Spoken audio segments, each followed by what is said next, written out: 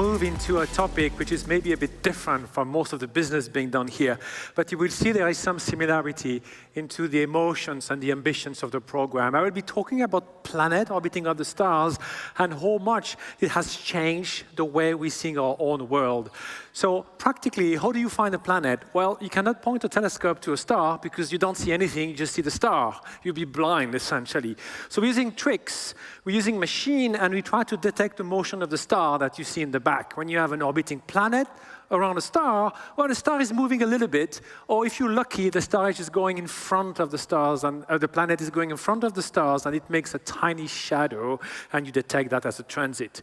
To detect the motion of the star, it's very, very difficult, because the star is moving a little bit, because the planet is very small compared to the star. Take, for example, Jupiter and the Sun. Well, Jupiter, you need 1,000 times Jupiter to make the same mass than the Sun. So just being said, this is very difficult. So it took a long time to detect a planet.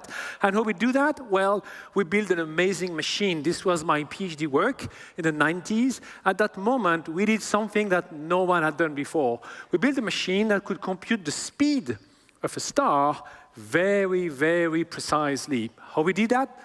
Well, we used a technology at that time, and we used a couple of revolutions in technology. First, there is a very specific piece of hardware here, which was a state-of-the-art at that moment that create this kind of a detailed structure of the light that we call a spectrum. From the spectrum, you can compute the speed. Well, we use another component that you may be familiar with. This is tiny orange fiber. It's optical fibers. In the 90s, optical fiber was just used for telecommunication, essentially, not for very much, and they were not as good as the one we're using these days. Well, we were amongst the very first to combine the optical fiber with an astronomical equipment. And that was tremendous, because this allowed us then to bring the equipment down from the telescope, which is just moving in all directions, down to the basement, and then to have all the machine very quiet. And then the amount of data you collect with this machine is really a lot. It's very complicated to analyze the data of this machine. At that moment, we got lucky, because in the 90s, I don't know if some of you remember, we experienced a revolution in computing. We had the small machine, the PC, you could basically do only bureautics and letters, or the big machinery, the mainframe. Very difficult to access, very expensive. And then some people from Cray Industries decided to make a startup company. They brought some component, the first Spark computers, and they started building the company Sun Microsystem. Doesn't exist anymore. That was the true revolution for most of the lab in science, because we started buying this, and they were as powerful as essentially mainframe, but next to us in the offices.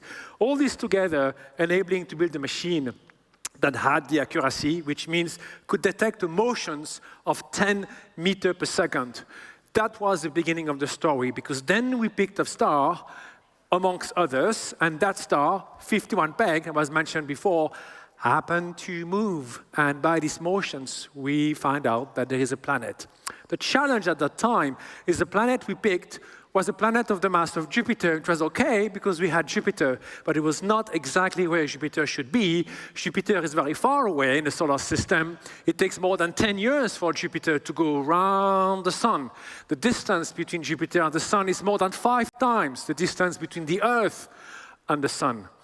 And our planet, 51 Peg, was 20 times closer than the Earth orbit. It only took 4 days to go around, and that was a big shock. And it took us a long time to be convinced that it was really a planet. We made the announcement, and that was the beginning of a long story, because then, in the following years, more and more planets that didn't really were similar to the solar system has been detected. And today we have about 5,000 planets that has been found, and they all look really bizarre compared to the solar system. A kind of an outlook where we're sitting today is visible in this picture. You have this picture, you have the periodicity of the planet, and you have 2 parametric values that we measure with the equipment we have. One of them is the mass. The other one is the size of the planet. The mass comes directly by the motion of the star we picked, and the size comes by this technique I was mentioning. If you got lucky, you get the planet going in front of the stars, and it creates a transit to get the size. Now, what you do see on these 2 diagrams, every dot It's a data point. It's a real planet that we have found for which we have measured really this two parametric or three parameters data we have here. Now, to just help you to read this diagram, we have added Jupiter, Earth, and Venus on this diagram. And it's pretty clear that, except at Jupiter, for which we have some similar planet, all the other planets look very different. So the challenge here is a practicality, because we have limitation in the machinery we're using. It's very difficult to detect a planet like the Earth. It's much more easy to detect a planet on short period systems. So essentially anything on the left side of the line that is being drawn can be found with the current technology. Anything on the right side is what we call terra incognita. We don't have right now the equipment. Actually, we're building now the equipment with a new technology, with new telescopes to detect them. So this is really a striking series of results, because what we conclude from that is there is a lot of planets, actually, but none of these planets in this diagram, almost none, can be compared directly with the solar system. You see, we have a lot of planets of the size and the mass of the Earth, but on a very short period. Here, this is 1 day, 2 days, 10 days, 2 weeks. It means the orbit of this planet will be within the orbit of Mercury. We have the one that I was mentioning, the 51 Peg-like, is a Jupiter on a few days orbit on the top here of this diagram. So it was a shocking discovery, and that gave rise to the idea of revolutions. In the same way that the Copernican revolutions put into perspective the solar system by sitting really the Earth at the right location, which is orbiting the Earth, orbiting the Sun. Well, we are sitting our own solar system as maybe one amongst many kind of systems. Now, the shocking news right now is I can give you from that, with a lot of analysis, what is the rate of actually detecting a planet, having a planet on a star when you observe a star. Tonight, have a look, the sky is beautiful. Think about all the stars you will see, and this is the number of planets you will have. I can predict that there is more than half of the stars you see, according to what we've done, that actually look like the one you have here. We call that right now the super Earth on the mini-Neptune. Most of them, they're really hot because they're very close to the stars. But that's the reality, and they are different from the solar system. And this is one of the biggest mysteries we're facing right now, because we cannot really compare the planet that we have in the solar system with most of them we're finding on other stars. Now, we can combine the mass and the size and produce a diagram which is giving you the idea of the structure of this planet. It's called the density. The mass, the size, you compute the density. And this is the data about the density of the planet. Again, to help you, Jupiter, Saturn, and Neptune are added to this diagram. So the green line that you see at the bottom is where you would expect a planet which has the same structure than the Earth. It's the Earth line or silicate density, which is the case for the Sun, for the Earth, that you see here. So we do have planets on the bottom that we are pretty sure they are rocky planets. So we have found plenty of rocky planets, and it's pretty clear. We have found planets that are kind of like Jupiter and Saturn as well, maybe a slightly larger, bigger, which means they are a bit inflated. It's possibly because they're hot, that's why. But we also found a lot of other planets between these two extreme regimes, not even like Neptune's. And we don't really know what they are. That's why we have invented new names, like mini-Neptune, super-Earth. And there's still a bit mystery to find out what exactly are we talking about here. What does it mean, this planet there? Can we say more? What are we detecting really here?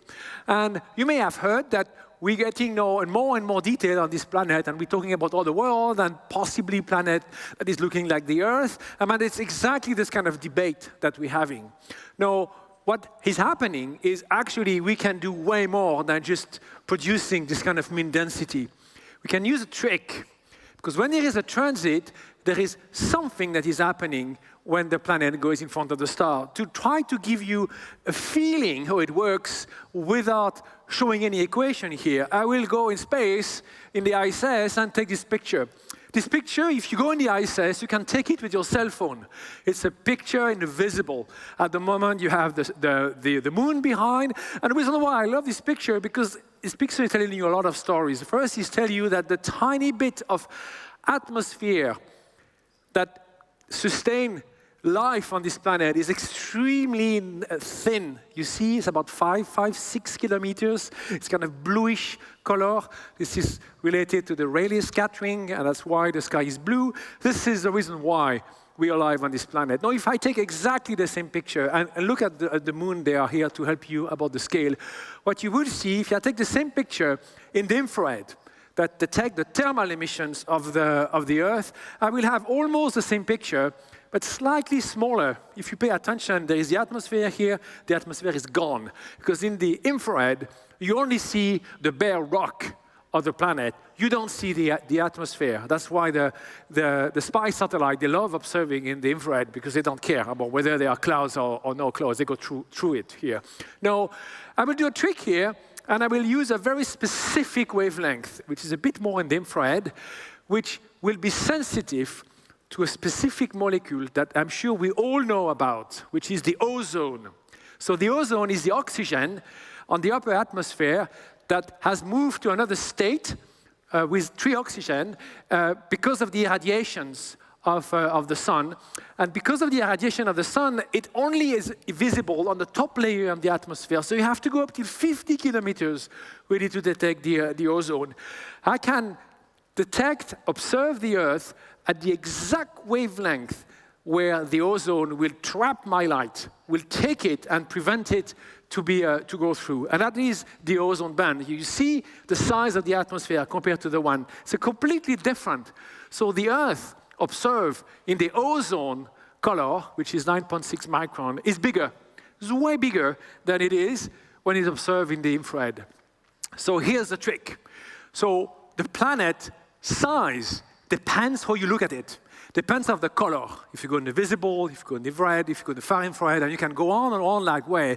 Because when we have the specific event of the planet going in front of the star, we measure the size of the planet, then we can use this. We can use that to get a kind of an X-ray imprint, what is in the atmosphere. And this is the kind of technology that's being used to produce that kind of diagram. This is one of the most recent detection made by the James Webb Space Telescope by one of my colleagues in Cambridge. So this is the size of the planet, which is amount of light blocked, which is really the size of the planet, according to different kind of color. It's called wavelength here. This is almost visible on the left.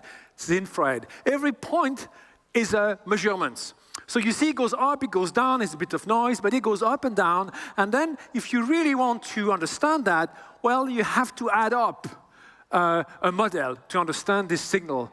Well, when you add up this model, you see there are things going up and down, and some of them are related to water, some of them can be related to other elements. So practically, you can probe the component of the atmosphere of a planet. And you can do that on a pretty small planet, and then trying to explore what do we know about the atmosphere of the planet.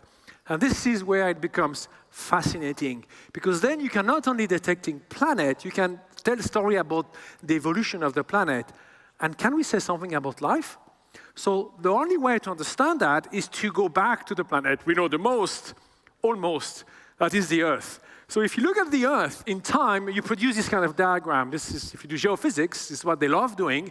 It's like a watch. You only start on the bottom.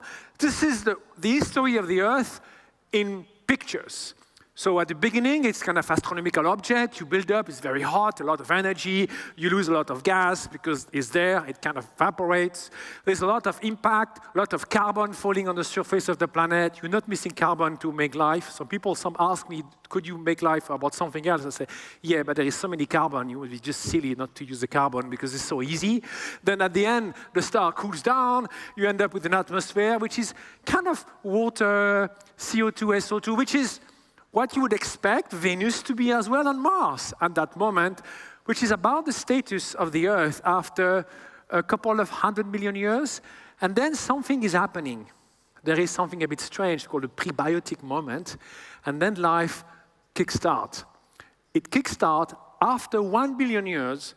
You made the planet Earth. And for a long time, nothing happened. You don't see anything. And then there's a lot of oxygens. And then you completely change the planet. Now, when you look in terms of structure of the atmosphere, you have different structure depending if you look in the past or in the present. The past of the Earth is gone. because it's moved away from the plate tectonic. But technically, you can observe all the stars, and maybe you can see these transitions. Maybe you can see some of these gas. So the message I would like you now to think a little bit about this is practically we're moving into a fascinating area right now, because with all this planet, we can ask very profound questions. Can we really explore life? And I would like to leave you with this statement of Christian de Duve, a Nobel Prize in biochemistry, that come with a very simple concept. Life happens on Earth, so it's a chemical process. So practically it's built into what the universe can do, like the universe can do stars, can do atoms, can do all this. Life is part of it, so at some point you must have life somewhere.